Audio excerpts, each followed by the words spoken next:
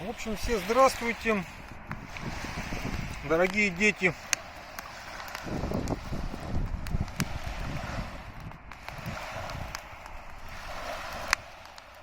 Может быть, отключить стабилизацию, я вот думаю. По-моему, нормальный огонь. Нормально берет. Я сегодня здесь говорил. К удивлению, стабилизация очень хорошая на этом телефоне. V-Smart. Чудо вьетнамской электроники. Ну да ладно.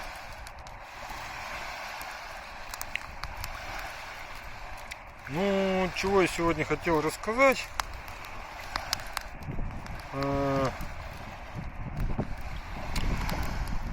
Разные есть идеи. В самом-то деле.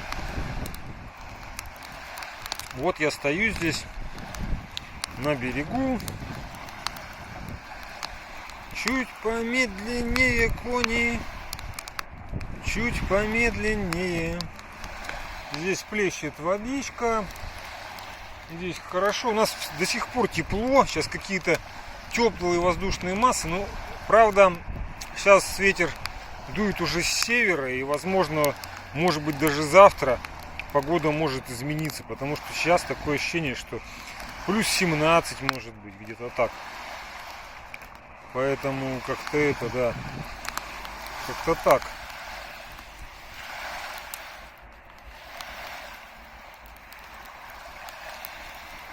В общем, сегодня, может быть, начать с теоретической какой-то такой части по поводу того, что что-то вот здесь вот высветляет.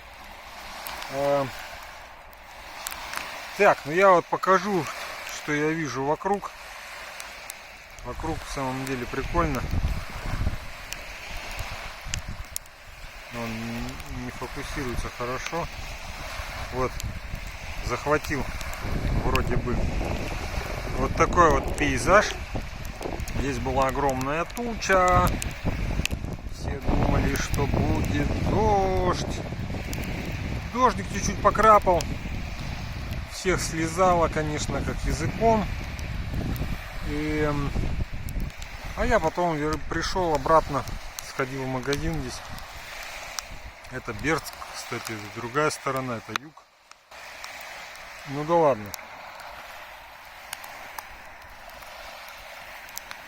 В общем, я не планировал сегодня делать костерчик. Но так получилось, что такой все-таки теплый вечер.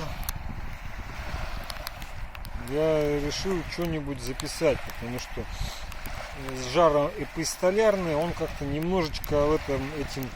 Я давно эту идею вообще выносил по поводу подобных записей. То есть оно, может быть, не первый год выносилось, и здесь вдруг начало реализовываться. Там какие-то подписчики пошли через шорты и так далее. Ну, в общем, может быть, если продолжить какую-то прошлую тему по поводу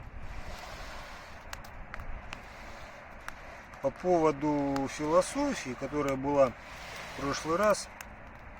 Ну, то есть я специфику философского знания так вообще обозначил как-то. В общем, в чем фишка вообще философии? Вот сейчас те, кто в образовании, они, наверное, знают, что философию немножко как-то пытаются, скажем так, убирать там как-то, уменьшать, убирать из всяких учебных планов. А в то же время, допустим, есть какие-то требования. Требования, там, скажем так, государственные, там, Минобразования. Ну так вот, я-то сам по образованию-то философ, и там же и работаю. В общем, конечно же, и в этом смысле мне не нравится такая тенденция. С другой стороны, тогда нам нужно же искать какие-то причины, зачем философия вообще нужна.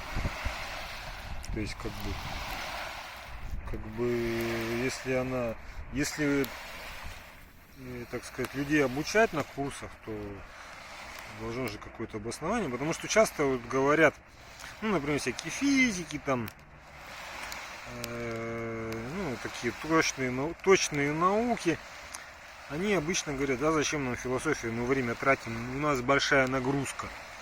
Ну так вот, проблема в том, что в прошлый раз я говорил, что философия, она занимается наиболее общими какими-то проблемами, и в этом ее фишка. Соответственно, у философии есть определенная какая-то методология своя философская. Там много разных школ, там, если так вспоминать навскидку, там постмодернизм, например, такой интересный подход, экзистенциализм, ну это известные вещи в самом-то деле. Там классическая немецкая философия, ну там идеализм в основном, скажем так. Древнегреческая философия, у нее там были разные подходы. Ну, что она со светом. Да, немножко все затухло. Ну, в общем, у философии есть своя методология, скажем так, которая такая, может быть, очень противоположных направленностей, да, например, там позитивизм какой-нибудь, неопозитивизм и какой-нибудь там тот же экзистенциализм, постмодернизм, как бы такие вещи. То есть, в принципе, герменевтика там, в общем, философия обладает какими-то своей методологией, очевидно, и в рамках этой методологии, соответственно, можно обсуждать какие-то сложные общие вопросы. Ну, то есть, вообще говоря, вот вы можете взять какой-то уже решенный вопрос и рассмотреть его с позиции постмодернизма, например. Почему бы нет? Может быть, там ничего это не даст, а может быть, что-то даст, какой-то окрас, какие-то идеи, там, выходы и так далее. Какой-то дождик накрапывает. Ну, в общем, ладно, это методология философии. Зачем полезна философия в образовании, в науке, скажем так? То есть в образовании в первую очередь. То есть тем, что она все-таки дает какую-то способность к каким-то пониманию каких-то очень общих понятий, теорий, там, более общих, скажем так. Ну и, соответственно, это каким-то образом связано, например, с критическим мышлением, когда ты можешь все объять целостно, необъятное, так сказать, необъятное, и как-то попробовать на это все взглянуть и как-то